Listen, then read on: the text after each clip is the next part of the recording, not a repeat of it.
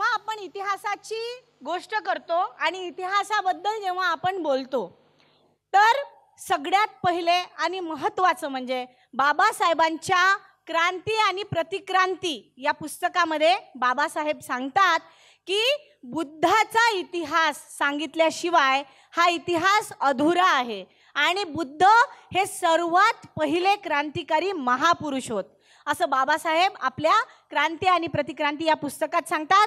आणि जो बुद्ध आणि त्यांचा धम्म हे आपल्या सगळ्या महिला आपल्या विहारांमध्ये वेगवेगळ्या विहारांमध्ये ते वाचत असतात, बऱ्याचशा महिलांबरोबर ते वाचत असतात. त्यामध्ये सुद्धा बाबासाहेबांनी पहिलेच जे प्रस्तावना असते त्या प्रस्तावनेमध्ये सांगितलेलं आहे की 3 पुस्तकं आपण फार महत्त्वाची आहेत ती वाचली पाहिजे. पहिलं म्हणजे क्रांती आणि प्रतिक्रांती, दुसरा म्हणजे बुद्ध अँड कार्ल मार्क्स आणि तिसरामध्ये म्हणजे बुद्ध अँड हिज धम्म. तर हे 3 पुस्तकांपैकी बाबासाहेब इतिहास जे आहे ते क्रांती आणि प्रतिक्रांती या पुस्तकामध्ये मांडतात. तर आपण बघू शकतो की त्यामध्ये आपल्याला आधुनिक काळापासून जर आपण पाहिलं, आधुनिक काळापासून फुल्यांपासून आज आपल्याला जे काही मिळत आहे आपण वारंवार सांगत असतो. आणि इतिहास सांगण्याची गरज काय, कारण महापुरुष आपल्याला सांगतात म्हणूनच आपल्याला ते सांगण्याची गरज आहे. आणि त्यामुळेच आज ही जे परिवर्तन आपण बघू शकतो आहे ते वारंवार वारंवार वारंवार आपल्या महापुरुषाची माहिती सांगण्याने हे सगळी प्रेरणा मिळत असते आणि म्हणून ती आपण सांगत असतो. आज महात्मा ज्योतिबा फुलेंचं जेव्हाही आपण सांगतो आपल्या गुलामगिरीच्या ज्या बेड्या होत्या ती सगळ्यात पहिली बेडी म्हणजे शिक्षणाची बेडी. आणि हे सांगत असताना नेहमीच आठवते की आपल्याला जर शिक्षण घेताही येत नव्हतं तर देणं फार दूरची गोष्ट होती. आपण विद्वान, पंडित किंवा टीचर हे सगळं बनू शकत नव्हतो, अशी आपली परिस्थिती होती. पण आपल्याला शाळा म्हणजे शाळाही नव्हती जिथे आपण बसावं, जिथे आपण शिकावं अशी जागासुद्धा आपल्याला अवेलेबल नव्हती. आणि ते सगळं मिळवून देण्याचं काम आधुनिक काळामध्ये जर कोणी केलं असेल तर ते महात्मा ज्योतिबा फुले आणि सावित्रीबाई फुले या दाम्पत्याने केलेलं आहे. आपल्या इतिहासामध्ये त्यांची नोंद आहे. पण आज जर जे काही चित्र आपण बघतो, जर आपण आपल्या काही महिलांना, ज्या काही मैत्रिणी असतील आसपास जवळपास राहणाऱ्या, त्यांना जर विचारलं की बाई तू कशी काय शिकली ग, कसं काय तुझं शिक्षण झालं, आणि आज नाही का मोठ्या मोठ्या पदांवर आज महिला आहेत, खांद्याला खांदा लावून काम करत आहेत, पण त्यांना जर विचारलं की तू कशी काय शिकली, तुला कसं शिक्षण मिळालं, तर त्यासुद्धा सांगतात की बाई मी खूप मेहनत केली, खूप काही मेहनत केली. आणि शिकणाऱ्याच नाही, त्यापूर्वीच्याही ज्या महिला आहेत, ज्या आपण नाही का आपण आपले म्हणजे पहिलेचे जे काळ आहे त्याच्यातल्या जर बोलू तर त्याही म्हणतील की मी खूप मेहनत केलेली आहे आणि एवढी मेहनत केली म्हणून मला आज हे सगळं मिळालेलं आहे. तेच आपण कंपेअर करतो मोठ्या मोठ्या अधिकाऱ्यांशी सुद्धा, की ते त्यांना जेव्हा विचारतात नाही का मोठ्या मोठ्या भाषणांमध्ये ते जेव्हा बोलतात की आम्ही मोठे अधिकारी झालो तर कसे झाले, तर जेव्हा विचारण्यात येते तर ते आपलं सगळं विसरतात आणि इथूनच सुरू करतात की मी लायब्ररीमध्ये जात होतो, मग माझी आई घरी राहत नव्हती, वडील घरी राहत नव्हते आणि मी अशा परिस्थितीमधून माझं शिक्षण घेतलं, माझ्याकडे पैसा नव्हता, माझ्याकडे हे नव्हतं ते नव्हतं, असं सगळं करून मला शिक्षण मिळालं आणि म्हणून मी आज नाही का हा माझा टॅलेंट आहे जो इथे वर आलेला आहे. पण आपल्या इतिहासामध्ये जर आपण वाकून पाहिलं, डोकावून पाहिलं आणि आज जर काही आपण कोरिलेट करू शकलो तर कोरिलेट करताना हे दिसते की आज तुम्ही कितीही मोठा व्यक्ती बना, राष्ट्रपती हा देशाचा सगळ्यात पहिला नागरिक असतो आणि या नागरिकाला खूप काही अधिकार असतात, तो त्याचा मान असतो नाही का सगळ्यात पहिला नागरिक. पण तो नागरिक जरी असला आणि तो जर दलित समुदायाचा असला किंवा अस्पृश्य समुदायाचा असला तर त्याला सुद्धा अशा वेगळ्या वेगळ्या ठिकाणी, मी नमूद करत नाही, पण मंदिर असो किंवा कुठलंही असं ठिकाण असो जिथे त्यांचं असं म्हणणं आहे की इथे अस्पृश्यांनी येऊ नये, तिथे आजही त्याला येऊ देत नाहीत. मग तो राष्ट्रपती जरी असला तरीही त्याला येऊ देत नाही. मग आज तुम्ही एवढं शिक्षण घेतलं, आज आपण सगळ्यांनीच नाही का मोठ्या मोठ्या डिग्र्या घेतलेल्या आहे, आज आम्ही तीनही लोक इथे ॲडव्होकेट म्हणून लावलेला आहे, सगळ्यांच्या मोठ्या मोठ्या डिग्र्या आहेत, पण एवढ्या डिग्र्या घेऊन आज त्यांच्यासोबत जर आपण गेलो तर त्यांची मानसिकता बदललेली आहे का? तर त्यांची मानसिकता आजही बदललेली नाही. तुम्ही आज राष्ट्रपती जरी बनले किंवा अजून काही जरी बनले तरी त्यांची मानसिकता तीच आहे. त्यांनी जी चातुर्वर्ण व्यवस्था बनवली होती, ज्या इतिहासामध्ये आपल्या महापुरुषांनी कार्य केलेलं आहे, त्या चातुर्वर्ण व्यवस्था आजही टिकून राहिली पाहिजे, यासाठी ते दिवस रात्र प्रयत्न करत आहेत. आणि आज आपण सांगतो की नाही का, मी मेहनत केली म्हणून मी शिकली, मी मेहनत केली म्हणून मी टीचर झाली, प्रोफेसर झाली, ॲडव्होकेट झाली, वकील झाली, जे पण काही आहे ते, है ना. तर हा इतिहास आपल्याला नेहमीच वारंवार लक्षात ठेवावा लागेल. हा खूप मोठा अँटीडोज आहे जो आपल्याला वारंवार द्यावा लागेल. त्यानंतर आपण जेव्हा बघतो छत्रपती शाहूजी महाराजांचं जर कार्य पाहिलं, आज ज्या काही मोठ्या मोठ्या नोकऱ्या आपल्याला मिळालेल्या आहेत किंवा सरकारी यंत्रणेमध्ये आपण जे काही गेलेलो आहे, ते सुरुवात कोल्हापूर संस्थानामध्ये छत्रपती शाहूजींच्या काळामध्ये सुरू करण्यात आली होती. आणि ते आपल्या लहान लहान विद्यार्थ्यांनी अतिशय डिटेलमध्ये आपल्याला इथे सांगितलेलं आहे की त्यांच्या संस्थानामध्ये जेव्हा त्यांनी कारभार हातात घेतला होता, ती सूत्र हातात घेतली होती, तेव्हा जवळपास ते 20 ते 21 वर्षांचे होते. आणि त्यांना दिसलं ते तेव्हा की त्या व्यवस्थेमध्ये, कारण की पूर्वी पण जे शिवाजीराव भोसले वगैरे शिवाजी, चौथे शिवाजी होते, आणि चौथे शिवाजीच्या काळात सुद्धा त्यांनी जेव्हा पाहिलं की जो राज्यकारभार चालतो हा मनुवाद्यांच्या अंडरमध्येच चालतो आणि तिथले जे काही लोक आहेत ते हे सगळं चालूच देत नाही, मग तो कोणताही शिवाजी असो किंवा काही असो.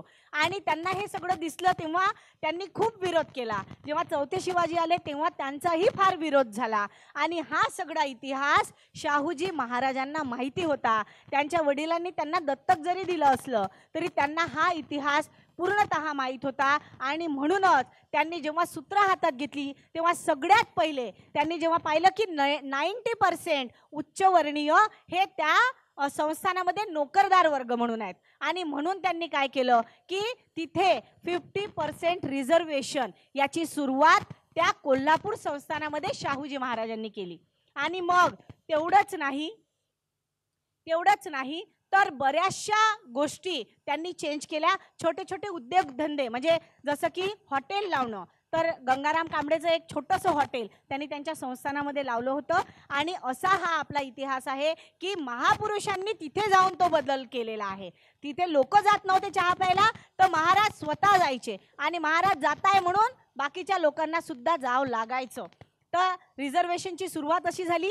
त्यानंतर बाबासाहेबांनी सगळेच हक्क आणि अधिकार जे आहेत ते आपल्याला संविधानामध्ये नमूद करून दिलेले आहेत. आज आपण जे काही बोलतो आहे, जे काही विषय इथे मांडतो आहे, बरेचसे रिस्ट्रिक्शन्स आहेत, पण त्या रिस्ट्रिक्शनच्याही व्यतिरिक्त आपण जर आपलं मत मांडू शकतो तर आर्टिकल 19A मध्ये आपल्याला तो हक्क आणि अधिकार मिळालेला आहे, म्हणून मी बोलू शकते आहे. तर आपल्याला हे हक्क आणि अधिकार बाबासाहेबांनी फंडामेंटल राईट्स पार्ट 3 मध्ये संविधानामध्ये नमूद करून ठेवलेले आहेत.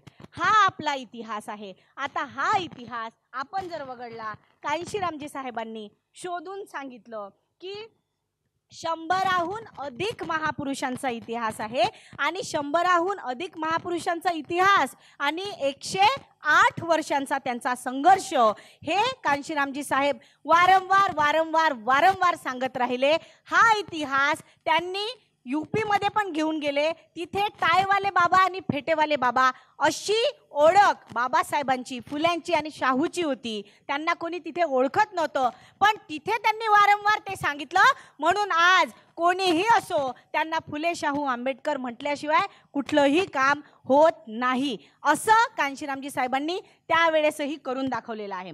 आता बाबासाहेब इथे म्हणतात की जे इतिहास विसरतात ते इतिहास घडवू शकत नाही. हा खूप मोठा विचार बाबासाहेबांचा आपण लहानपणापासून ऐकत आहोत. पण प्रश्न हा आहे की जेव्हाही आपण सांगायला सुरुवात करतो, आता कार्यकर्त्यांना सगळं माहीत असतं की आपल्याला हे वारंवार सांगत राहावं लागेल, समाजामध्ये जनजागृती करत राहावं लागेल, तेव्हा कुठे नेक्स्ट जनरेशनपर्यंत हे विचार पोहोचतील. आजही जर आपण या गोष्टीवर थोडासा विचार केला तर आपल्याला कळते की काही कार्यकर्त्यांच्याही घरी बराचसा इतिहास माहिती नसतो. आणि आपण विचार करावा मग पुढं की बाकीच्या जनरेशनचा कसा प्रॉब्लेम होणार आहे. म्हणून आज आपल्याला बाबासाहेबांनी सांगितलेलं लक्षात तर ठेवावंच लागेल, पण त्यावर चालावंही लागेल. म्हणजे आपला इतिहास आपण वाचून त्यावर अंमलसुद्धा करावा लागेल. बाबासाहेब हेही म्हणतात की भारताचा इतिहास दुसरं तिसरं काही नसून बुद्धिझम आणि ब्राह्मणिझम यांच्यातील संघर्ष आहे. हे बाबासाहेब 24 सप्टेंबर 1944ला मद्रासच्या भाषणामध्ये बोलतात. त्या दिवशी बाबासाहेबांनी जवळपास 3 भाषणं दिली आणि फार महत्त्वाचा संदेश बाबासाहेबांनी त्या भाषणांमधून दिलेला आहे. हा बुद्धिझम आणि ब्राह्मणिझम यांच्यातला संघर्ष मग आपण समजायला पाहिजे. बाबासाहेब दुसरं म्हणतात की भारताचा इतिहास हा क्रांती आणि प्रतिक्रांतीचा इतिहास आहे. मग आपल्याला ते समजून घ्यावं लागेल की क्रांती म्हणजे काय आणि प्रतिक्रांती म्हणजे काय. आपण क्रांती केली, काही नवीन बदल आणला आणि तो सगळा बदल विसरून काहीतरी दुसरंच किंवा त्याच्या विसंगत वागणं, त्याच्या अपोजिट जे काही ॲक्शन्स होत आहे त्याला आपण प्रतिक्रांती असं म्हणू शकतो. म्हणून बाबासाहेब म्हणतात की भारताचा इतिहास हा क्रांती आणि प्रतिक्रांतीचा इतिहास आहे. आणि बाबासाहेब हेही म्हणतात की इतिहास हा नेहमी उदाहरण म्हणून नसतो, तो सावधगिरीचा इशारा म्हणून असतो. जे लोक मनापासून आपला इतिहास विसरतात ते कधीही इतिहास घडवू शकत नाहीत. हा खूप मोठा संदेश बाबासाहेब आपल्या भाषणामध्ये देतात. आता बुद्धिझम आणि ब्राह्मणिझम, आता असं काय होतं बुद्धिझममध्ये की नेहमी लपवण्याचा प्रयत्न करण्यात येतो. आजही आपला देश जेव्हा काही आपण बोलतो, आपल्या देशाबद्दल बोलतो, बरेचसे लोक जेव्हा बोलतात तर म्हणतात की डेव्हलपिंग कंट्री आहे, खूप नाही का प्रगत विकसनशील देशाकडे आपली वाटचाल होते आहे असं म्हणतात. पण आपण त्याचा अनेक आढावा घ्यावा, बघावं की जे म्हणत आहेत ते खरं आहे का, खरोखर आपल्या तर्कबुद्धीला हे पटतं का. मग आपण ते कोणत्या आधारावर बघू. तर पहिले आपल्याला बघावं लागेल की भारतामध्ये जी काही संस्कृती होती ती कशी होती, त्यावेळेस शाळा कशा होत्या, एज्युकेशन सिस्टम कसं होतं, त्यावेळेस जर असा काही प्रॉब्लेम झाला, हेल्थ इश्यूज झाले, कसा सॉल्व्ह होत होता. त्यानंतर बाकीचं जे काही म्हणजे शाळेत जे शिकवलेही जात होतं, जसं आपण सावित्रीबाई फुले किंवा महात्मा ज्योतिबा फुले यांची पहिली जी शाळा आहे त्या शाळेमधली जी स्टुडंट होती ती मुक्ता साळवे कसे स्टुडंट घडत होते. तर हा जर आपण आढावा घेतला तर आपल्याला थोडंसं मागं जावं लागेल. आणि मागे गेल्यानंतर आपल्याला आठवते ती सगळ्यात मोठी जी विद्यापीठ होती, युनिव्हर्सिटी, ती नालंदा विद्यापीठ. आजही नालंदा विद्यापीठ जे आहे ते जळलेल्या अवस्थेमध्ये जे होतं ते सगळ्यांनी पाहिलेले असेलच, त्याचे पिक्चर्स वगैरे मी थोडेसे इथे टाकलेले आहे. पण आज त्याला नवीन नाही का नावन्नीकरण त्याचं करण्यात आलेलं आहे. नालंदा विद्यापीठामध्ये जवळपास त्यावेळेस 2000 शिक्षक होते. हा लिखितवाला आकडा आहे, त्यावेळेसचा होऊ शकतं जास्त अजून असेल. त्यानंतर स्टुडंट तिथे 10,000 ॲट अ टाईम म्हणजे शिकू शकत होते. तर आपण तो विचार करू शकतो की तो परिसर किती मोठा असावा. तिथे दूरदूरून म्हणजे जवळपास 12व्या शतकामध्ये हे विनाश झाला. त्यापूर्वी चीनचे, कोरिया, जपान, तिबेट, मंगोलिया, तुर्कस्तान आणि अजूनही बऱ्याचशा देशातून स्टुडंट जे आहे ते तिथे येत होते. पण याचा जो काही विनाश झाला, बरंचसं आता ट्विटवर चालू आहे, काही ना काही नवीन नाही का, ते मी इथे मांडत नाही, थोडासा रिस्ट्रिक्शन्स आहे त्यामुळे. पण आपण ते समजू शकतो की आपण त्याही काळामध्ये जेव्हा आपण सांगतो की पुष्यमित्र शुंगाने बृहदत्त मौर्याचा खून केला, त्या बृहदत्त मौर्याचा खून केल्यानंतर पूर्णतः बौद्ध संस्कृतीचे पुस्तकं जाळण्यात आले आणि जे काही बौद्ध भिक्खू वगैरे होते त्यांना सुद्धा मारण्यासाठी मुद्रा वगैरे देण्यात आला. तर त्यावेळेस जर असं केलं असेल तर आजही आपण विचार करू शकतो की तसंच त्याही काळामध्ये नालंदा विद्यापीठाच्या वेळेसही तशाच पद्धतीचं करण्यात आलं आणि त्यामुळे जेवढी पुस्तकं होती तिथे पूर्ण जळली. आग जवळपास 3 महिने जळत राहिली. 3 महिन्यापर्यंत ती आग जळत राहिली. म्हणजे किती भयंकर ती आग लागली असेल आपण ते बघू शकतो. आणि या विनाशामुळे खूप जास्त जे प्राचीन म्हणजे आपला जो खजिना आपण म्हणतो, पैशाचा नाही, सोन्याचा नाही, आपला पुस्तकांचा जो काही खजिना होता तो पूर्ण खजिना जो आहे जो भस्म झाला. आणि त्या विनाशामध्ये खूप सारे शिष्य म्हणा, शिक्षक म्हणा यांचा सुद्धा जीव गेला. तर आपण हा इतिहास कधीही विसरता कामा नये, जो नालंदा विद्यापीठाच्या नावावर आजही आपल्याला माहिती पडत आहे. त्याचं आता लेटेस्टमध्ये काही चालू आहे. त्यानंतर तक्षशिला विद्यापीठाचं नाव आपल्याला सगळ्यांनाच आठवतं.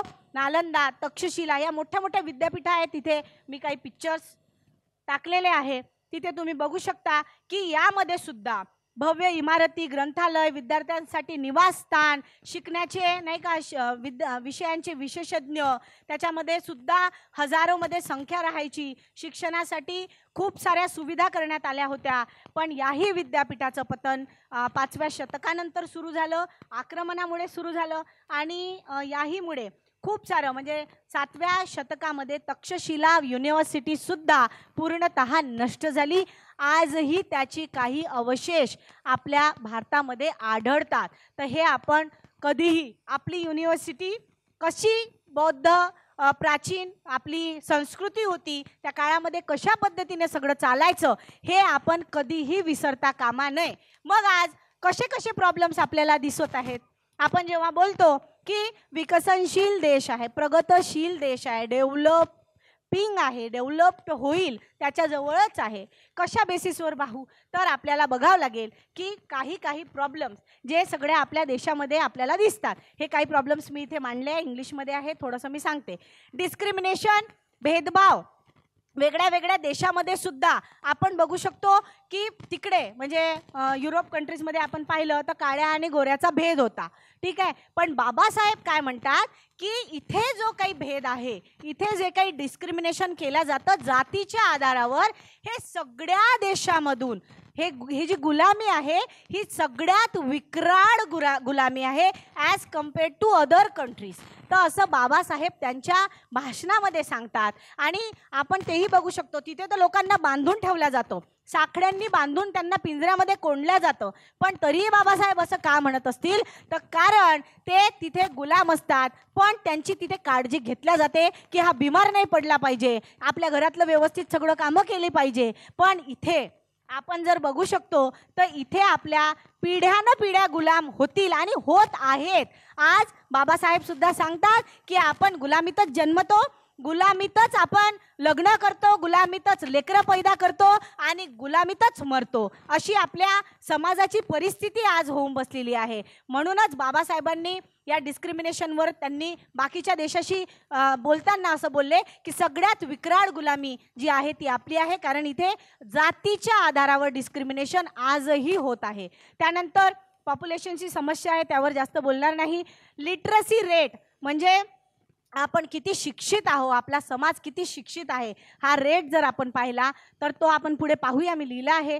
पॉवर्टी, गरिबी, त्यानंतर हंगर इंडेक्स है ना, भूकमरी आपण बोलतो की किती लोक भुके राहतात आपल्या देशामध्ये, ते ह्युमन डेव्हलपमेंट आपण पाहिलं तर 2-4 त्याच्या हे आहेत, म्हणजे एज्युकेशन म्हणा किंवा हेल्थ म्हणा किंवा आपण कसं जगतो, आपली लिव्हिंग अप स्टँडर्ड कशी आहे, या सगळ्या गोष्टी त्या डेव्हलपमेंटमध्ये येतात. इनइक्वॅलिटी आहे, एज्युकेशन नाही आहे, हेल्थ, वर्ल्ड हॅपीनेस रिपोर्ट असतो, त्यामध्ये आपला देश कोणत्या क्रमांकावर आहे आपण तेही बघूया. क्वालिटी ऑफ लाईफ कशी जगतो आहे आणि पर कॅपिटा आपलं इन्कम किती आहे. तर हे आपण याच्यातले काही मुद्दे मी घेणार, काही घेणार नाही. तर यापैकी जर पहिला मुद्दा जर आपण पाहिला तर त्यामध्ये ह्युमन डेव्हलपमेंट इंडेक्समध्ये 2022चा हा डेटा आहे. जवळपास 191 कंट्रीजपैकी 132 नंबरवर आपली रँकिंग आहे. 132 नंबरवर म्हणजे तुम्हाला असं वाटत असेल की 132 म्हणजे खूप मोठा नंबर झाला, तर खूप मोठा नंबर नाही. 141 कंट्रीज आहे. सगळ्यात शेवट नाही का त्याच्यामध्ये की आपण डेव्हलप्ड म्हणजे हा ह्युमन डेव्हलपमेंट इंडेक्स आहे. आणि कंट्री जेव्हा बोलतो इंडिया तेव्हा डेव्हलपिंग कंट्री बोलतो आणि त्या डेव्हलपमेंट इंडेक्समध्ये आपला नंबर लागतो 132वा, एकदम मागे, त्या लाईनमध्ये एकदम मागे. तर आपण कुठं आहे हे आपण बघून पाहायला पाहिजे. डेव्हलप कंट्री कुठे आहे तर ह्या आपण पाहायला पाहिजे, या सगळ्या नंबर 1वरच आहेत. ठीक आहे. त्यानंतर आपण जर पाहिलं ग्लोबल हंगर इंडेक्स जर आपण हे पाहिलं, भूकमरीचं प्रमाण किती आहे, तर आजही आम्ही जेव्हा शाहू मेळ्याच्या वेळेस फिरलो तर आपल्या दिसतात ना, वस्त्या दिसतात, आसपास आपले फिरणारे लोक दिसतात. जास्तीत जास्त आपल्या बहुजन समाजापैकीच हे लोक आहेत ज्यांची आज 2 वेळची जेवायची सुद्धा सोय नाही आहे. अशा पद्धतीने हा जो इंडेक्स जेव्हा केला जातो तर यामध्ये सुद्धा याचा स्कोर जो आहे तर हा खूपच आपण मागे आहो. यामध्ये 2020 मध्ये आपला नंबर 94 होता, जवळपास तेवढ्याच कंट्री आहे 121 कंट्रीमध्ये. त्यानंतर 21 मध्ये तो वाढला 101 झाला, 22 मध्ये 107 वर गेलो है ना, आणि 23 मध्ये 111 वर आलो. म्हणजे आपण याच्यामध्येही वाढत आहोत. तर याच्यामध्ये आपण नाही का मागच्या रांगेमध्ये येत आहोत. भूकमरीचं प्रमाण कमी होत नाहीये पण वाढत आहे. पण या गोष्टीवरती खूप मोठे जुमले देणारे आपल्यात खूप लोक आहेत की आता गरिबी हटवून हे करू ते करू, लोकांच्या घरापर्यंत अन्न धान्य सगळं पोहोचेल. पण असं काहीही होत नाही असं आपल्याला दिसतं. त्यानंतर आपण जेव्हा पाहतो लिटरसी रेट किती आहे आपल्या ह्याच्यातला, तर हा लिटरसी रेट सरळच दिसतो इंडियाचा किती आहे, 77.7. पण इथे दाखवण्याचा मला तर याही स्लाईडवर डाऊट आहे, बनवली कारण की ते तिथे डेटा तसा दिला आहे आणि 77.7 आणि बाकीच्या ज्या डेव्हलप कंट्री आहेत त्याच्यामध्ये तर 99% आहेत. मला 77 वरही डाऊट आहे जरी मी दाखवत असली तरी, कारण लिटरसी रेट जर आपण पाहिलं त्यावर जर 2 मिनिटं आपण विचार केला की लिटरसी कशी वाढेल, तर शेवटच्या माणसापर्यंत सुद्धा शिक्षण पोहोचायला पाहिजे. मग आज जर आपण आपल्या सगळ्या पोरांचे एज्युकेशन सिस्टम जेव्हा पाहतो तेव्हा 1-1, 2-2 लाख तर आपल्याला नर्सरी आणि KG1 KG2 मध्ये भरावं लागतात. काय 1-1, 2-2 लाख जो शेवटचा व्यक्ती आहे तो भरू शकतो?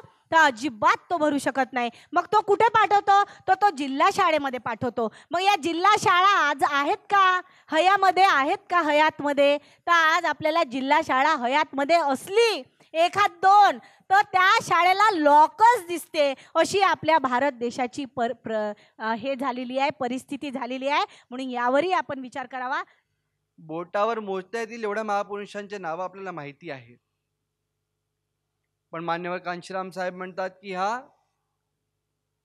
100हून अधिक महापुरुषांचा संघर्ष आहे आधुनिक भारतामध्ये. प्राचीन मध्ययुगीनची गोष्ट ते नाही करत, 100 मध्ये आधुनिक भारतामध्ये 100हून अधिक महापुरुषांचा हा संघर्ष आहे. आणि या संघर्षाचा रिझल्ट आज आपण जे काही उपभोगतो आहोत, ज्याही गोष्टी आपण आज अनुभवतो आहोत, उपभोगतो आहोत, हा सगळा 100हून अधिक महापुरुषांचा संघर्ष आहे. आणि हा संघर्ष 108 वर्ष सतत चाललेला संघर्ष आहे. महात्मा ज्योतिबा फुले 1 जानेवारी 1848 पासून हा मोजला जातो, तर बाबासाहेब 6 डिसेंबर 1956 आपल्यामधून निघून गेले. हा 108 वर्षाचा कालावधी. आणि मग पुढे मान्यवर कांशीराम साहेब 2006 पर्यंत आपल्यामध्ये होते. तर तोही काळ जर आपण मोजला तर हा 158 वर्षाचा संघर्ष होतो. तर हा जो संघर्ष आहे, या संघर्षाच्या माध्यमातून आपल्या जीवनामध्ये फार बदल झालेले आहे, फार प्रगती झाली आहे. आपल्या जीवनामध्ये म्हणजे बहुजन समाजाच्या जीवनामध्ये बदल एकदम येत नाही, तो थोडा थोडा येतो सोसायटीमध्ये चेंज. कधी गती त्याची जास्त असते, कधी कमी असते. आपला बहुजन समाज काय प्रगती केली या संदर्भामध्ये आपल्या विद्यार्थ्यांनी बरीचशी माहिती दिली. अश्विनीताईंनी सुद्धा इतिहासावर प्रकाश टाकला. काय होती आपल्या समाजाची स्थिती, माणूस म्हणून माणसासारखं वागणूक मिळत नव्हती. आज एवढा मान सन्मानाने बसलो आहोत, असं आम्हाला स्वतंत्रपणे कुठे जाताही येत नव्हतं. आज या विचार मंचावरून विचार मांडतो आहे, हा सुद्धा अधिकार नव्हता. सोप्या शब्दामध्ये गुलाम होतो आपण, गुलाम. आणि आम्ही गुलाम आहो हे सत्य सुद्धा आम्हाला माहिती नव्हतं, आम्हाला माहिती नव्हतं. आणि बरेचशा प्रमाणामध्ये आजही आम्हाला ते माहिती नाही पडत. आणि मग आम्हाला माहिती पडतं की आम्ही मूर्ख बनलो. अरे आम्ही तर फसलो. अजूनही लोक फसतात ना. आता थोड्याशा पैशानी फसतात, कोणी प्रॉपर्टीमध्ये फसतो, कधी कोणी बुवा भावामध्ये फसतो, कोणी याच्यात फसतो, कोणी त्याच्यात फसतो. पण आतापेक्षा पूर्वी हे फसण्याचं प्रमाण इतक्या लेवलपर्यंत होतं की आम्हाला कळत सुद्धा नव्हतं. पिंजऱ्यातल्या त्या गुलामाला कळायचं की तो गुलाम आहे, कारण की तो पिंजऱ्यात बांधलेला होता. पण आपण पिंजऱ्याच्या बाहेर असून सुद्धा आपल्याला कळत नव्हतं की आपण पिंजऱ्यात बांधले गेलो आहोत. आमच्या महापुरुषांनी या गोष्टी समजल्या आणि त्याची कारणं शोधून काढली की याच्या मागे कारणं काय आहेत. तर काय, तर महात्मा ज्योतिबा फुले आम्हाला सांगतात की आम्ही गुलाम का बरं आहोत. विद्येविना मती गेली, मतीविना नीती गेली, नीतीविना गती गेली, गतीविना वित्त गेले, वित्तविना शूद्र खचले, आणि एवढे अनर्थ एका अविद्येने केले. आणि म्हणून जर आमच्या समाजाला विद्या मिळाली तर आमच्या समाजाची गुलामीची बेडी तुटून जाईल. आणि ती गुलामीची बेडी तोडण्याचं काम आधुनिक भारतामध्ये महात्मा ज्योतिबा फुले यांनी केलं. आणि आमच्या गुलामीचं जे कारण आहे त्यापैकी एक कारण शिक्षेचा अभाव. त्या गुलामीची बेडी तोडून महात्मा ज्योतिबा फुले, सावित्रीबाई फुले यांनी मान अपमानाची पर्वा न करता, स्वतःच्या परिवाराची पर्वा न करता, वडील मदत आले तर त्यांचं घर सोडून दिलं, पण गुलामांना गुलामीतून मुक्त करण्याचं कार्य कधीही थांबू दिलं नाही. ते सातत्याने सुरू ठेवलं. याच शिक्षणाचा आपण काय फायदा आहे, इथे बसलेल्या प्रत्येकाला त्याच्याबद्दल माहिती आहेच की शिक्षणाने काय होतं. पण आमचे महापुरुष या संदर्भात काय म्हणतात हे सुद्धा आम्ही बघितलं पाहिजे की नाही. अजूनही आम्ही आमच्या मुलांना इतकं शिक्षणासाठी स्ट्रेस देतो, जोर देतो, शिका शिका शिका, अभ्यास नाही करायचा मारून पेटून अभ्यास करायला लावतो की शिकलं पाहिजे. काहून शिकलं पाहिजे? शिकन नाही तर नोकरी कशी मिळेल. विद्यार्थ्यांना पण चिंता असते की स्कोर चांगला केलं पाहिजे. का बरं? तर शिकल्याने माणूस थोडासा चांगला होतो, म्हणजे त्याची रिस्पेक्ट होते. बाबासाहेब या संदर्भात म्हणतात, केवल शिक्षा पाकर योग्यता आ जाती है ऐसा मुझे नहीं लगता. दूसरी बात, आदमी विद्वान हो तो ऐसा नहीं कि वह समाज के लिए उपयोगी ही साबित होगा. विद्वान आदमी बदमाश, धोखेबाज, उधार लेने वाला, जुगत लड़ाने वाला और अन्य भी बुरे गुणों से परिपूर्ण हो सकता है. आपल्या मुलांना, विद्यार्थ्यांना आम्ही शिक्षण तर देतो, पण शिक्षणासोबत हे जे दुर्गुण मिळणार आहेत त्याच्यासाठी फिल्टर काय? तर ही जी रेस सुरू आहे याही संदर्भात बाबासाहेब म्हणतात कि परीक्षा में कोई भी उत्तीर्ण हो सकता है, केवल परीक्षा में पास होकर उपाधियां हासिल करने से कोई फायदा नहीं. छात्रों को रचनात्मक कार्य करना होगा. पत्थर तोड़ने और क्लर्क में कोई फर्क नहीं है. आणि आज आमच्या समाजाची स्थिती अशी आहे की क्लर्काच्या नोकरीसाठी, ते तर सोडा, पिऊनच्या नोकरीसाठी आज PhD होल्डर सुद्धा अर्ज भरत आहे आणि त्याही नोकऱ्या उपलब्ध नाही आहे. तर या कशा प्रकारच्या डिग्र्या, कशा प्रकारच्या त्यांनी उपाध्या मिळवल्या आहेत हे कळायला मार्ग नाही की इतके शिकले असून सुद्धा. बाबा कांशीराम साहेब म्हणायचे की मैंने तो बाबा साहब की एक किताब पढ़ी और मैं रात भर सो नहीं पाया, और मैं सो ही नहीं पा रहा हूँ. पता नहीं आप लोग इतनी किताबें पढ़ते हैं बाबा साहब की, आप लोग कैसे सोते हैं, मतलब आपको कैसे नींद आती है, की पढ़े बिना नींद नहीं आती, ऐसे कुछ लोग स्टेटमेंट करते हैं. तर अशा प्रकारच्या शिक्षणापासनं आपण कशा प्रकारे आपल्या पोरांना वाचवू शकू की ज्यामुळे आपले मुलं त्या मार्गावर नको लागाव ज्या मार्गावर समाजाचं काही हित नाही आहे. महात्मा ज्योतिबा फुले यांनी शिक्षण दिलं. राजर्षी छत्रपती शाहूजी महाराज यांची 150वी जयंती आपण आज साजरी करतो आहे. त्यांनी आरक्षणाच्या माध्यमातून आपल्याला या धनाचा अधिकार दिला की आपला जेवढा पैसा यायला लागला आणि त्या पैशाच्या माध्यमातून त्याचा वापर करून आपण स्वतःला डेव्हलप केलं. पाहिजे त्या गोष्टी घेतो आहे, ॲक्वायर करतो आहे. आणि मग शस्त्र जे तिसरं गुलामीचं कारण आहे. कुठल्याही समाजापासून या 3 गोष्टी काढून घ्या तर तो लुळापांगळा गुलाम होऊन जातो. शिक्षण काढून घ्या, त्याच्यापासून पैसा काढून घ्या, त्याच्याकडे जे शस्त्र असेल ते काढून घ्या, तर तो पूर्ण समाज लुळापांगळा गुलाम बनून जाईल. तर महात्मा फुलेंनी पहिले शस्त्र दिलं शिक्षणाचं. शाहू महाराजांनी नोकरी देऊन आमच्याकडे आम्हाला पैसा मिळणं सुरू झालं. म्हणजे आम्हाला एका प्रकारे आम्हाला धन मिळालं. त्यामुळे आम्ही डेव्हलप होणं सुरू केलं. आणि त्याचबरोबर तिसरं राजकीय शक्ती, त्यासाठी आम्हाला बाबासाहेब भांडताना दिसतात. इतक्या मोठ्या प्रमाणावर बाबासाहेबांनी संघर्ष केला. नुकताच निर्वाण मून यांनी आपल्याला पुणा पॅक्टचा तो पूर्ण त्यांनी भाषण दिलं. पुणा पॅक्टवर सांगितलं काय होतं, तर ते सगळं काय होतं, तो आमच्या राजकीय हक्कांसाठी तो लढा होता. बाबासाहेबांनी एवढ्या तीव्रपणे आमच्यासाठी अन्नासाठी सुद्धा संघर्ष नाही केला. आम्हाला जेवण नाही मिळालं तर आम्ही उपाशी मरून न, पण बाबासाहेब त्यासाठी आम्हाला तेवढं तीव्रपणे भांडताना नाही दिसत.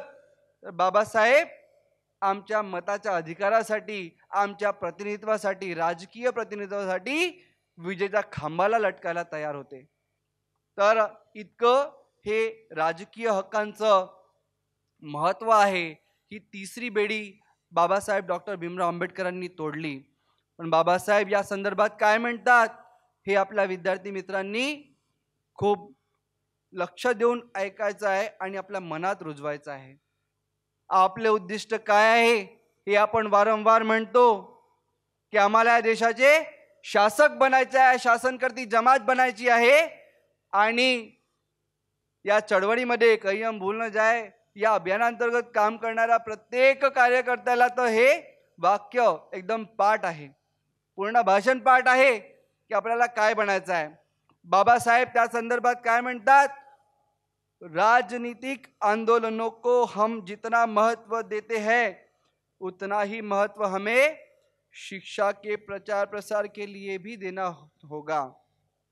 शिक्षा के बगैर हम महत्वपूर्ण पद हासिल नहीं कर सकते, और जब तक हम महत्वपूर्ण पद हम हासिल नहीं करते तब तक यह नहीं कहा जा सकता की सत्ता हमारे हात में आई है. इतकं महत्वपूर्ण वाक्य बाबासाहेब 1945 ला बोलतात. कांशीराम साहेब पण सेम बोलतात की जिसका डीएम नहीं होता उसका सीएम किसी काम का नहीं होता. आणि हे वाक्य आम्हाला बाबासाहेबांनी म्हटलेलं दिसतं की आम्हाला मारायच्या जागा काबीज कराव्या लागतील, आणि जर आम्ही मारायच्या जागा काबीजच नाही केल्या तर असं म्हणताच नाही येईल की आम्ही राजनीतिक सत्ता प्राप्त केली आहे. कारण की अशा वेळी आमच्या हाती सत्ता आली तरी त्या सत्तेचा वापर आम्ही आमच्या हितासाठी नाही करू शकणार. ज्या गोष्टीसाठी आम्ही ती सत्ता प्राप्त करत आहे, जे सामाजिक व सांस्कृतिक परिवर्तन आम्हाला या समाजामध्ये घडवून आणायचं आहे, तो परिवर्तन आम्ही घडवून आणू शकणार नाही. आणि यासाठी फार महत्त्वाचं आहे की जितकं राजकीय शक्ती जितकी प्राप्त करणे महत्त्वाची आहे, तेवढेच आम्हाला हे महत्त्वपूर्ण पद हे सुद्धा प्राप्त करणं गरजेचं आहे. त्याशिवाय त्याला काही अर्थ उरणार नाही. रेव्हेन्यू, होम, डिफेन्स, फॉरेन या सगळ्या डिपार्टमेंटचे हेड जे असतात ते सेक्रेटरीज असतात. समजा बाबासाहेबांनी म्हटलं ना की फक्त राजकीय सत्ता मिळवून चालणार नाही, तर आपल्याला मारायच्या जागा काबीज करायला पाहिजे. का बरं? कारण की राजाने ज्या काही पॉलिसीज डिसाईड केल्या त्या पॉलिसीजचं इम्प्लिमेंटेशन करायचं काम यांचं असतं. तर शाहू महाराजांनी सुद्धा, ते राजे होते आणि तेव्हा त्यांचं राज्य होतं, तर त्यामुळे ते पॉलिसीज ते एक्झिक्यूट करून घेत होते. पण बरेचदा असं झालं होतं की शाहू महाराजांनी दिलेले पास केलेले कायदेसुद्धा त्याची अंमलबजावणी होत नव्हती. तर शाहू महाराजांनी त्याचीही सोय करून ठेवली होती. अशा ऑफिसर्सला ते सस्पेंड करत होते, वॉर्निंग देत होते की जर कोणी या आदेशाचं पालन करताना नाही दिसलं तर त्याच्यावर सक्त कारवाई होईल. अशा प्रकारे ते एक्झिक्यूट करत होते. पण किती प्रमाणात करावं, किती नाही करावं ते आमच्या हातात असतं. म्हणून जर या सेक्रेटरी जर आमच्या समाजातले असले तर आमच्या अहिताचे जरी कोणते कायदे बनले तरी त्याची अंमलबजावणी नाही झाली पाहिजे, हे आमच्या हातात असू शकतं. या व्यतिरिक्त आणखी कॅग एक खूप मोठी पोस्ट आहे, इलेक्शन कमिशन आहे. तर इलेक्शन कमिशनमध्ये चीफ इलेक्शन कमिशनर असतो, गव्हर्नर असतो, रिझर्व्ह बँक आपल्याला माहिती आहे सेंट्रल बँक आपल्या देशाची, तर तिथे गव्हर्नर असतो. त्यानंतर काही रेप्युटेड आपल्या देशामध्ये संस्था आहेत, इंटेलिजन्स ब्युरो आहेत, रॉ आहे, त्याच व्यतिरिक्त NIA आहे, नॅशनल इन्व्हेस्टिगेटिंग एजन्सी. तशा बऱ्याचशा महत्त्वाच्या संस्था आहे. तिथे त्या संस्थांचे डायरेक्टर्स असतात. त्याचबरोबर या देशामध्ये परत जितके स्टेट्स आहे, स्टेटमध्ये सुद्धा चीफ सेक्रेटरीज असतात. तर हे सगळ्या जागा ज्या आहेत त्या माराच्या जागा आहेत. आणखी भरपूरशा जागा आहेत, पण आता वेळ अभावी सगळ्याच्या सगळ्या जागा इथे डिस्कस करणं शक्य नाही आहे. तर या सगळ्या माराच्या जागा आहे या काबीज करायच्या आहे. तर या माराच्या जागा ज्या आहेत त्या आज आपल्याला काबीज करायचं आपण म्हणतो, पण आम्हाला एक गोष्ट समजून घ्यायची आहे, पालकांनी आणि विद्यार्थ्यांनी पण, की आपण खूप मेहनत करतो, आपण आपल्या मुलांसाठी खूप करतो, पण आपल्या मुलांनी त्याची व्हॅल्यू नाही केली तर खूप वाईट वाटतं, खूप वाईट वाटतं. सकाळी जेवण बनवलं आणि मुलाने किंवा मुलीने जेवण नाही केलं, सायंकाळी ते शिळं राहिलं किंवा फेकण्यात गेलं तर किती मन दुखतं आपलं, किती मन दुखतं की एवढं करते या पोट्ट्यासाठी आणि हे लेकाचे एवढीशी कदर नाही म्हणते बाई. सकाळी सकाळी उठून स्वयंपाक केलो, सकाळी उठून केलो, लमचं सांगतही नाही, खाणार नाहीये. किती प्रत्येक विद्यार्थ्याला मिळतात की नाही शिव्या? कधी असं नाही केलं तर मिळतात ना. एवढी मेहनत केली, जेवणाची सोय करून ठेवली आणि पोरांनी जेवलं नाही तर एवढा जीव दुखते. विचार करा, बाबासाहेबांनी आपले लेकरं दिले, महापुरुषांनी पूर्ण जीवन दिलं, कशासाठी? आपण शासक बनलो पाहिजे. त्यांचं किती मन दुखलं असेल. माझे पोरं दिले, यांनी धोका दिला. तर आपण विचार केला पाहिजे या संदर्भामध्ये. महापुरुषांनी आपल्यासाठी या सगळ्या फॅसिलिटीज करून ठेवल्या, आपल्यासाठी मार्ग तयार करून ठेवलेला आहे की आपण आपला उद्धार करू शकलो पाहिजे. शाहूजी छत्रपति अक्सर कहा करते थे, हम अपने राजनीतिक लोकतंत्र का रूपांतरण सामाजिक एवं आर्थिक लोकतंत्र में करना चाहते हैं, और जिस दिन हमारी प्रजा चौथे दर्जे तक शिक्षित हो, मतलब शिक्षित हो जाएगी, म्हणजे प्रायमरी, त्यावेळेस प्रायमरी एज्युकेशन खूप मोठ्या प्रमाणात मानलं खूप होत होतं प्रायमरी म्हटले. ज्या दिवशी आमची प्रजा प्राइमरी एजुकेशन घेऊन घेईन, चौथे दर्जे तक शिक्षित हो जाएगी, उस दिन अपने शासन की बागडोर अपनी प्रजा के हाथों में सौंपकर स्वयं प्रजा में शामिल हो जाएंगे. इतकं मोठं वाक्य, इतकं मोठं स्टेटमेंट एक राजा करतोय की ज्या दिवशी या समाजामध्ये, या देशामध्ये, म्हणजे त्यांच्या कार्यक्षेत्रामध्ये सामाजिक लोकशाही प्रस्थापित होऊन जाईल, लोक प्रायमरी एज्युकेशन घेऊन घेतील, त्या दिवशी ते राज्यकारभार सोडून देतील. म्हणजे प्रजेला देऊन देतील आणि स्वतः प्रजेमध्ये सामील होतील. सेम काम बाबासाहेबांनी पुढे केलं. शाहू महाराजांचं हे वाक्यातनं हे कळतं की शाहू महाराज वाट पाहत होते की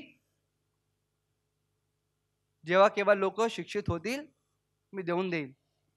राजा म्हणून हे काही साधीसुधी गोष्ट नाही आहे.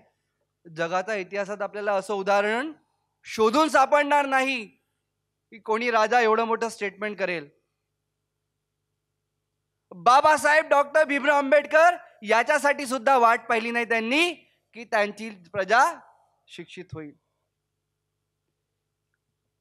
इंग्रज जात होते आणि हा देश परत हजारो वर्षाच्या गुलामीमध्ये पडणार होता. या देशातील बहुजन समाज इंग्रजांच्या गुलामीतनं तर सुटका होणारच होती, पण परत हजारो वर्षापासून जी गुलामी या बहुजनांवर लादली आहे त्या गुलामीत चाललेला होता. आणि म्हणून ख्रिस्तीचा तो विषय होता, त्यांचं संविधान सभेतलं योगदान. त्यांनी या देशाचं संविधान लिहिलं आणि शाहू महाराज जे बोलले होते ना की जेव्हा लोक शिक्षित होऊन जातील मी त्यांच्या हाती बागडोर देऊन देईल आणि स्वतः प्रजा बनून जाईल, ते काम बाबासाहेब डॉक्टर भीमराव आंबेडकर यांनी भारतीय संविधानाच्या माध्यमातून करून दाखवलेलं आहे.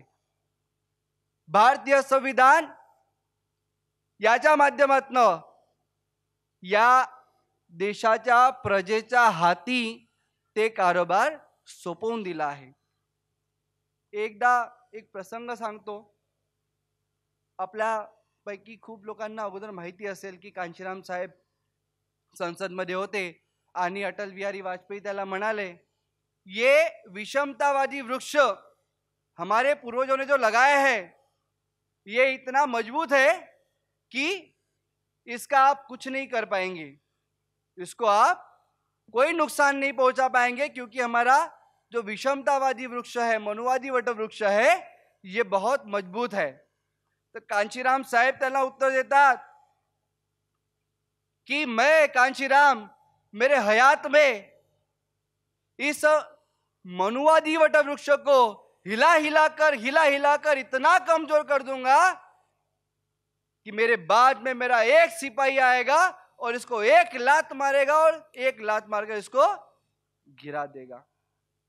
तर आम्ही आतापासून तयारीला लागलो हो आणि आम्ही निरंतर तयारी करत राहू आणि आपण हे दिमागात भरून घ्यायचं की आम्ही या देशामध्ये सिद्ध करून दाखवू की ज्या वेळेस आम्हाला ती संधी मिळेल त्या एक्झाम मध्ये अपियर व्हायची तेव्हा आम्ही सिद्ध करून दाखवू की आम्ही कोणापेक्षाही क्षमतेमध्ये आणि बुद्धीमध्ये कमी नाही. आणि दुसरी गोष्ट आम्ही हे लक्षात ठेवली पाहिजे की आम्ही जे काही मिळवायच्या गोष्टी करतो आहे, ज्या काही गोष्टी आम्ही प्राप्त करण्याच्या गोष्टी करतो आहे ते आमच्या व्यक्तिगत सुखासाठी स्वार्थासाठी नाही आहे. तर महापुरुषांनी जे आम्हाला आमच्याकडनं एक्सपेक्ट केलं आहे की पेबॅक टू सोसायटी, आम्हाला जे शासनकर्ती जमात बनायची आहे तर ते बनण्यासाठी आम्ही सर्वस्व अर्पण करू. महापुरुषांनी जो मार्ग दाखवला, त्यांनी ज्या प्रकारे संघर्ष केला त्या संघर्षापासून आपण प्रेरणा घेऊ आणि या दिशेने आपण सर्व चालू. आपण विद्यार्थी मित्रांनी या प्रसंगी मला वाटतं संकल्प करायला पाहिजे. मी मेनली 3 संकल्प इथे काढले होते ते मी आपल्या पुढे सांगितलं. पहिलं हे की आम्ही हे सिद्ध करून दाखवू की आम्ही बुद्धीत व क्षमतेत कोणाशी कमी नाही आहोत. नंबर 2, आम्ही हे सिद्ध करून दाखवू की आम्ही स्वतःच्या व्यक्तिगत सुखासाठी नाही जगू तर महापुरुषांद्वारे समाज हितासाठी आम्ही झटू. आणि तिसरी की आम्ही ही संधी सोडणार नाही आहे व सामाजिक लोकशाही संविधानिक मार्गाने आम्ही जे आहे ते या देशामध्ये प्रस्थापित करून दाखवू. छत्रपती शाहूजी महाराज यांनी आपल्या राज्यामध्ये अनेक धाडसी निर्णय घेतले आणि ज्या लोकांनी शाहू महाराजाला शूद्र म्हणून अपमानित करण्याचा प्रयत्न केला त्या मनुवाद्यांना, त्या ब्राह्मणवाद्यांना त्या कोल्हापूरमध्ये घुटण्याच्या बलवर बसवण्याची ताकद या शाहू महाराजांनी निर्माण केली.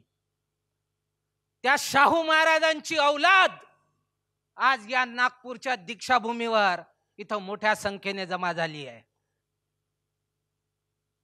त्या शाहू महाराजांचे बच्चे कसे असले पाहिजे हे नक्की आजच्या या परिषदेमधून आपण इथून घेऊन जाणार आहोत. ज्या बाबासाहेब आंबेडकरांना आत्ताच आमच्या मित्रांनी सांगितलेलं आहे की जातीच्या आधारावर इतकं अपमानित करण्यात आलं की वर्गातही बसू देत नव्हते, बरोबरीने उभंही करत नव्हते.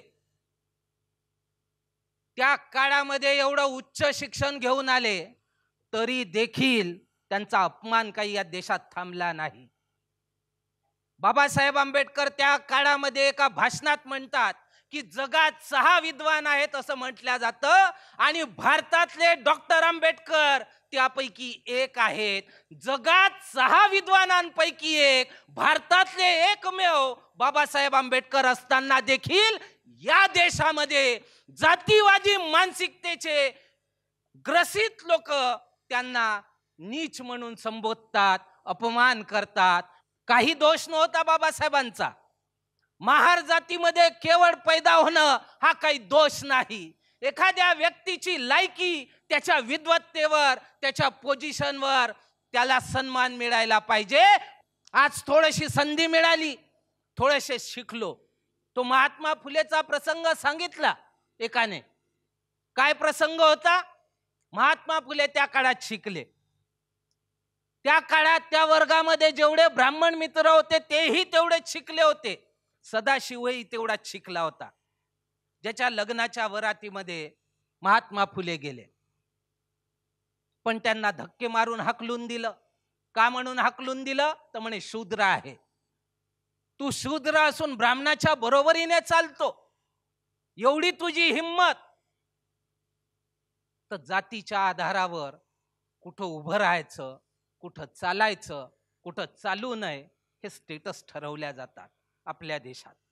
हे कधीही कोणीही विसरू नये. विशेष करून जे थोडेसे शिकले आणि पदावर गेले.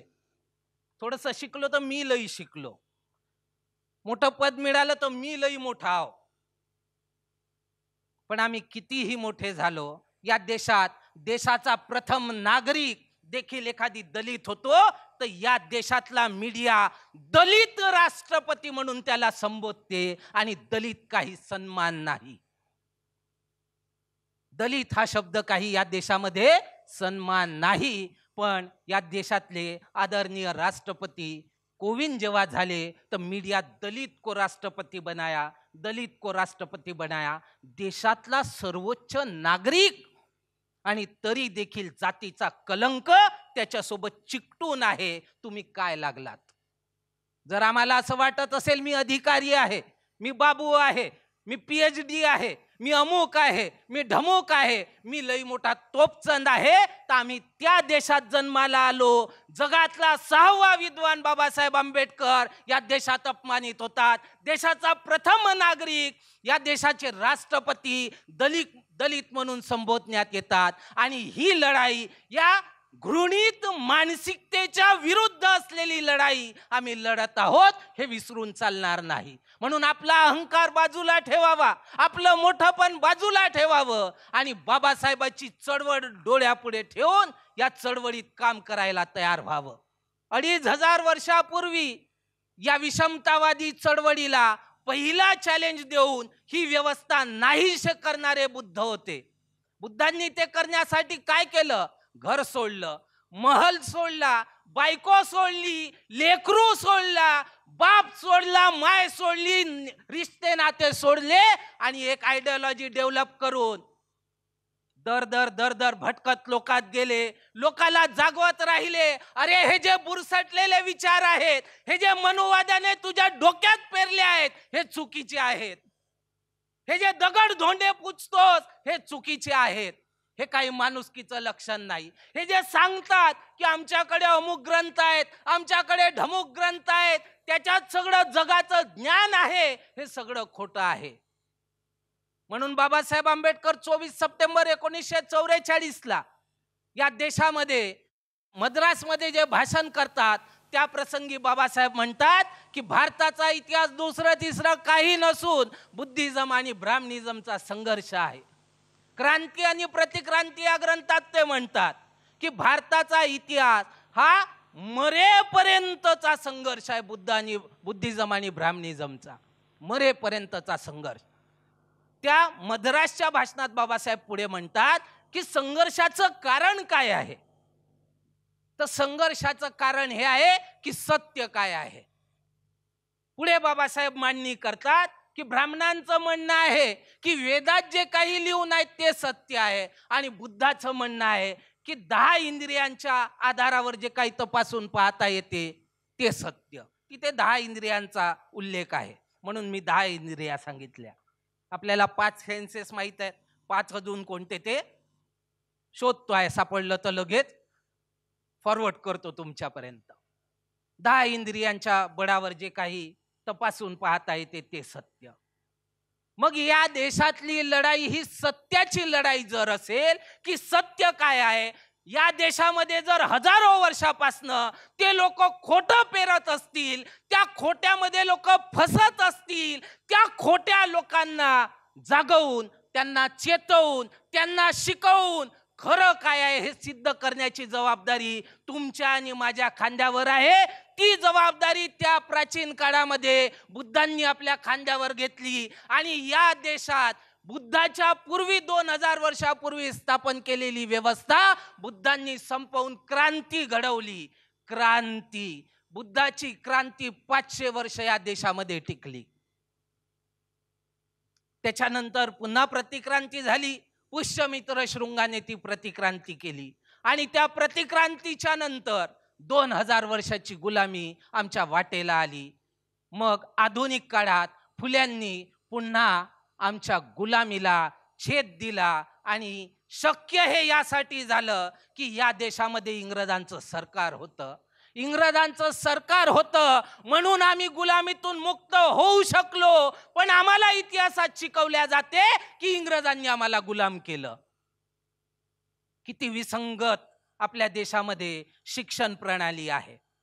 या देशात बहुजन समाजाला शिक्षणाची दारं विषमतावाद्यांनी बंद केली. आम्हाला ज्ञान घेऊ दिलं नाही, आम्हाला गुलाम बनवून ठेवलं, आम्हाला लाचार बनवून ठेवलं, आम्हाला भिकारी बनवून ठेवलं. आणि भिकाऱ्याला 1 रुपया दिला तरी 1 रुपया देणाऱ्याला तो दुहाई देतो, तू जिये, तेरे बच्चे जिये, तेरे बच्चों के बच्चे जिये. म्हणजे भिकारी बनवून ठेवलं तर डिपेंडेंट राहतात, 1 रुपयावर देखील बऱ्याच दुहाई देतात.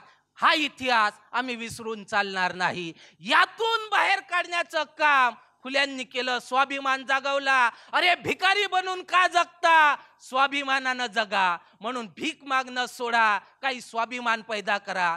जेव्हा तिथे अतिशूद्र जमा झाले फुले रडत असताना, आणि ते हसायला लागले की म्हणे हा माणसासारखा माणूस असून रडत आहे. त्यावेळी फुले रडता रडता थांबले आणि विचार करायला लागले की माझा थोडासा अपमान झाला, मला लग्नाच्या वरातीतून हाकललं, मी रडतोय, आणि हे लोक एवढा अपमानित जीवन जगून देखील हसत आहे. याच्या मागचं कारण काय? त्यांनी कारण शोधलं, आणि अज्ञान त्यांना त्यामागलं कारण दिसलं. त्यांनी नंतरच्या काळात सूत्रही दिला, विद्येविना मती गेली, मतीविना नीती गेली, नीतीविना गती गेली, गतीविना वित्त गेले, वित्ताविना शूद्र खचले. एवढे सगळे अनर्थ एका अविद्येने केले. अपमान ब्राह्मणांनी केला, लग्नाच्या वरातीतून हाकलून. अपमान अतिशूद्रांनी केला, फुल्यांना हसून. पण फुल्यांची लढाई विषमतावाद्यांच्या विरुद्ध झाली, अतिशूद्र अस्पृश्यांच्या विरुद्ध नाही झाली. त्यांच्यावर त्यांना तरस आला. आजही आपलेही लोक अपमान करतात, आपलेही लोक काम करणाऱ्या लोकांना बोलतात, त्यांच्यावर आरोप करतात, त्यांचे पाय ओढतात. त्या अपमानाची पर्वा नाही करायची आहे. आणि हे जे कार्य आपण सुरू केलं आहे ते काम पुढे न्यायचं आहे. हे काम जर पुढे न्यायचं असेल तर या कामामध्ये आपण काही उदाहरणं पाहू शकतो. कार्ल मार्क्सची एक फिलॉसॉफी होती ज्याला आज जग मार्क्सिझम म्हणून ओळखते. या कार्ल मार्क्सच्या थेअरीचं असं म्हणणं होतं की जगामध्ये शोषण आहे, आणि शोषणाचा आधार त्याने सांगितला की भांडवलदारांकडून मजुरांचं शोषण होते.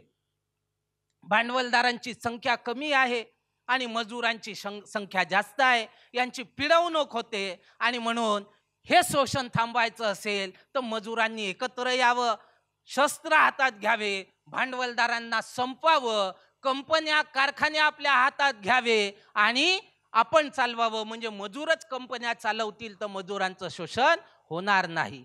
कार्ल मार्क्स जेव्हा मेला त्याच्या मैतीला 14 लोक उपस्थित होते. किती लोक? 14 लोक. 14 लोक जरी असली तरी त्या 14 लोकांनी मार्क्सवाद आपल्या हृदयात उतरवला, आपल्या डोक्यात उतरवला आणि ती विचारधारा त्यांनी जगात पसरवली. जगात त्यातलं पहिलं नाव लेनिनचं आहे.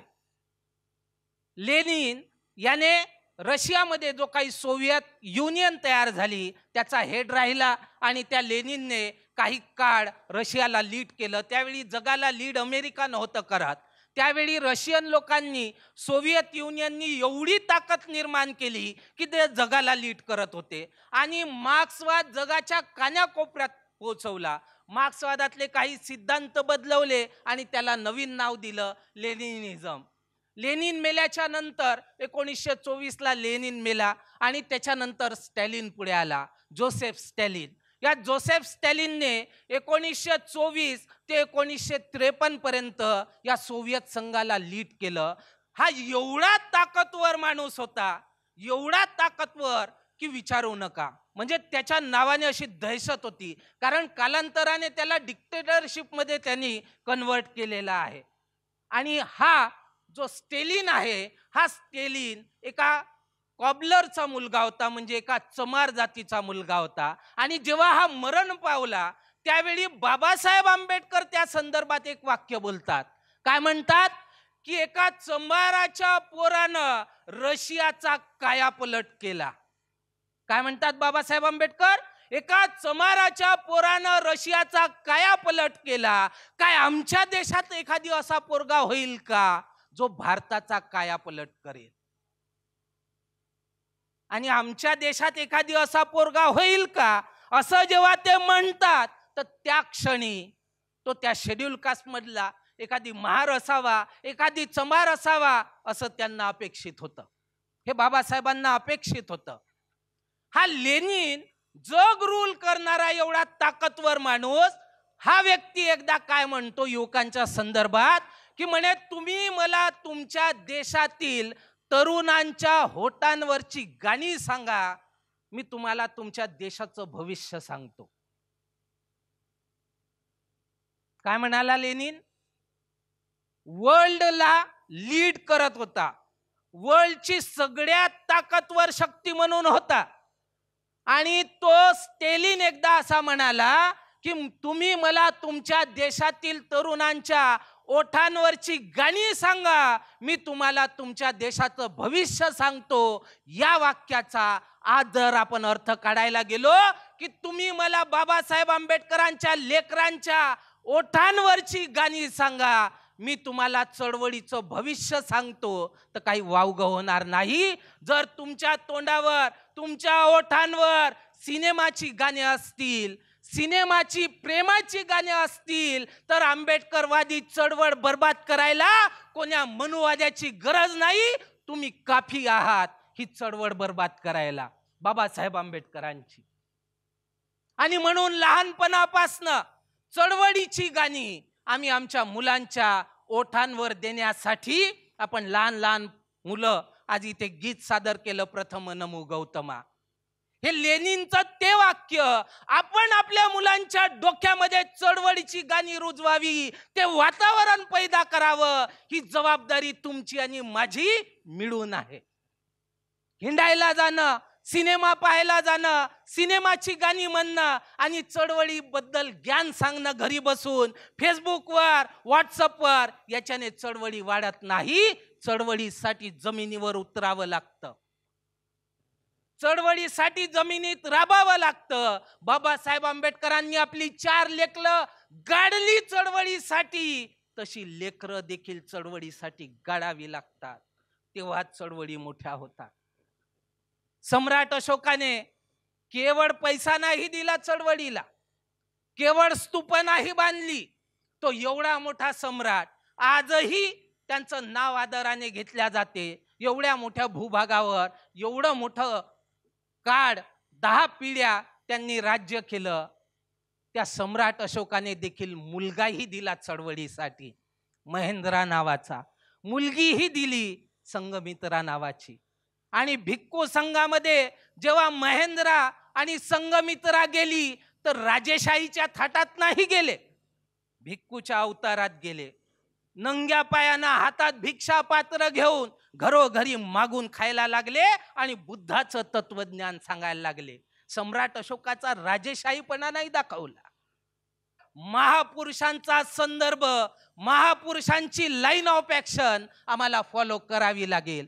त्या दिशेने आपल्याला वाटचाल करावी लागेल. या लेनिनच्या याच्यामध्ये तर आपण सांगितलं की 14 लोक होते, पण आपण पाहतो की बाबासाहेब आंबेडकर यांच्या अंतयात्रेमध्ये लाखोचा जनसमुदाय होता. मग ज्या 14 लोकांनी कार्ल मार्क्सची चळवळ जगभर पसरवली, हे लाखो लोक असून का करू शकले नाही, या प्रश्नाचं उत्तर देखील आम्हाला खोजलं पाहिजे. आणि केवळ उत्तर खोजून चालणार नाही. इथे बसलेला प्रत्येक विद्यार्थी, इथे बसलेली प्रत्येक आई, इथे बसलेला प्रत्येक बाप याने विचार करावा की कार्ल मार्क्सच्या मैतीतल्या 14 लोकांप्रमाणे मी का नाही, माझा मुलगा का नाही, माझी मुलगी का नाही. पण जेव्हाही चळवळीचं काम येते, चळवळीसाठी पैसा मागायची वेळ येते, तर घरचे कामं आठवतात, तर मुलांच्या शिक्षणाचा खर्च आठवतो. घर बांधलं आहे, गाडीची इन्स्टॉलमेंट आहे, अमुक झालं ढमुक झाला, हा खर्च झाला, बिमारीत गेले, हे आठवते. मग सम्राट अशोकाच्या बाता कशाला करता, मग फुल्यांच्या बाता कशाला करता, मग शाहू महाराजांच्या बाता कशाला करता, मग बाबासाहेबाचे लेकराव कशाला करता. हे दोघलं पण बंद करा, नाही तर खरे लायक सुपूत बनण्याचा प्रयत्न करा. बाबासाहेबाच्या जयंतीचं कलेक्शन काढायचं, तिथं नाच गाण्याचे कार्यक्रम घ्यायचे, तिथं आपली हाऊस भागवायची, जेवण करायचं आणि मस्त मोज मस्तीत केलं बाबासाहेबाचं काम म्हणून निवांत वर्षभर झोपायचं. हे फालतूपणा बंद केला पाहिजे. हा फालतूपणा आम्ही करत आहोत म्हणून बाबासाहेब आंबेडकरांच्या चळवळीचे हाल होत आहे. दिवसेने दिवस चळवळ मागे चालली आहे.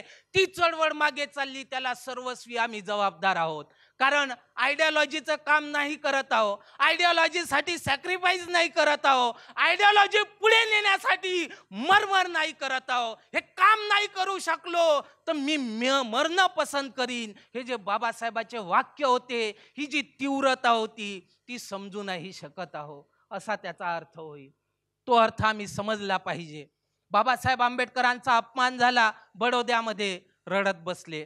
बाबासाहेब आंबेडकरांचा पुणे कराराच्या वेळी त्यांच्यावर दबाव बनला, त्यांच्या घरावर मोर्चे, त्यांच्या गाडीवर दगडफेक. काय अपराध होता, काय दोष होता हो बाबासाहेबाचा? लंडनवरून या समाजासाठी, ज्याच्यावर हजारो वर्षे अन्याय अत्याचार झाले, त्याच्यासाठी अधिकार आणले. याच्यासाठी गांधी तिकडे मरीन, पण हे अधिकार यांना नाही देईन, ही भूमिका घेतली. त्याला तुम्ही महात्मे म्हणता, डोक्यावर घेता. हे तुम्हाला शाळेत शिकवल्या जाते. असं बिलकुल होऊ नये. काय माहित, आमच्यामध्ये सगळं येत आहे, बस बाबासाहेबच नाही येत आहेत, बस कांशीराम साहेबच नाही येत आहे. कांशीराम साहेबांनी जेव्हा मुवमेंट सुरू केली, घरबार, बायको लेकरं तर केलेच नाही, त्यांनी सगाई झाली होती ती तोडली आणि पुढे कामाला लागले. मायबाप सोडले, बाकीचे रिश्ते नाते, गाव घर सगळं सोडलं. आणि जेव्हा एक नातेवाईक पुण्यात भेटला, माँ बाप को मिलले, तर कांशीराम साहेब त्याला म्हणतात, मुझे ये व्यवस्था बदलनी है, ये परिस्थिती बदलनी है, इसलिए मैं घर नहीं जाऊंगा. त्या पद्धतीने आम्हालाही पुढे यावं लागेल. आणि केवळ दुसऱ्यांना दोष देऊन दुसऱ्यांकडे बोट उचलून चालणार नाही. आम्हाला आपल्या डोक्यामध्ये बाबासाहेब, कांशीराम साहेब घ्यावं लागतील आणि त्या दिशेने वाटचाल करावं लागेल. बाबासाहेबाचे लायक सुपूत आम्हाला बनावं लागेल. बाबासाहेब आंबेडकर म्हणतात कि हमारे युवकों को 2 बातें सीखनी चाहिए.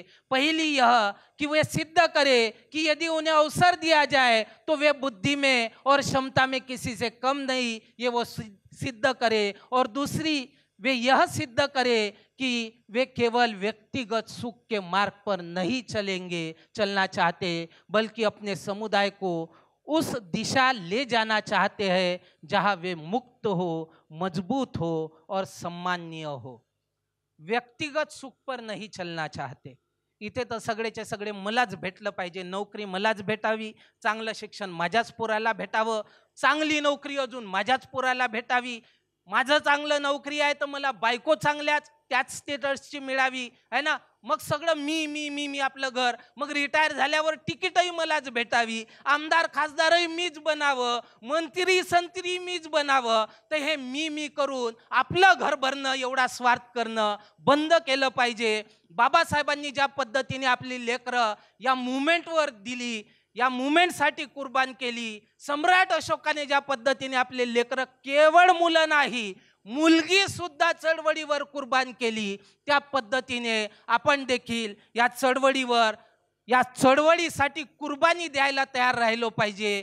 या दीक्षाभूमीवर जी क्रांती बुद्धांनी प्राचीन काळात केली, ती क्रांती आधुनिक काळात बाबासाहेब आंबेडकरांनी 14 ऑक्टोबर 1956 इथे करून दाखवली. आणि 15 ऑक्टोबरला याच दीक्षाभूमीवर एक भाषण बाबासाहेब करतात की आम्ही केवळ व्यक्तिगत लाभासाठी जगू नये किंवा स्वार्थासाठी जगू नये किंवा नफ्याबद्दल विचार करू नये. शाहू महाराज त्यांच्यावर जीव घेणे हमले झाले पण ते घाबरले नाही, ते मागे सरले नाही. हा देखील एक संदेश आपण लक्षात घेतला पाहिजे की ही चळवळ करताना बदनामी करतील काही लोक आरोप लावतील, काही लोक जीव घ्यायलाही येतील, पण त्या आरोपाची पर्वा करायची नाही, त्या बदनामीची पर्वा करायची नाही, त्या जीव घेण्या हमल्याची पर्वा करायची नाही. 100 दिवस शेळी होऊन जगण्यापेक्षा एक दिवस वाघासारखं जगा, हा संदेश बाबासाहेब आंबेडकर आम्हाला देऊन गेले. किती जगले मायने नाही ठेवत. आत्ताच मी काल मागचं उदाहरण दिलं, ते लोक काय जगले, एक 65 वर्ष, दुसरा काही अजून त्याच याच्यात, स्टेलिन थोडासा जास्त जगला 75 वर्ष. पण तुम्ही किती जगले हे मायने ठेवत नाही, तुम्ही कसे जगले हे मायने ठेवतं. म्हणून जी मुलं इथे चळवळीला जुळून आहेत त्यांनी डोक्यामध्ये बाहेरची जी घाण आहे, जे काही सिनेमा, जे काही नाही का प्रेम प्रकरणं, जे काही व्यभिचार, जे काही नशा आजकाल मोठ्या पीकवर आहे, या गोष्टी डोक्यात न भरू देता बुद्ध डोक्यात भरावा, बाबासाहेब आंबेडकर डोक्यात भरावे, फुले, शाहू, कांशीराम साहेब डोक्यात भरावे आणि आपलं एक वेगळं वातावरण बनवून ही चळवळ वाढवावी. ही शपथ या क्रांतीभूमीतून प्रत्येकाने घेऊन जावी.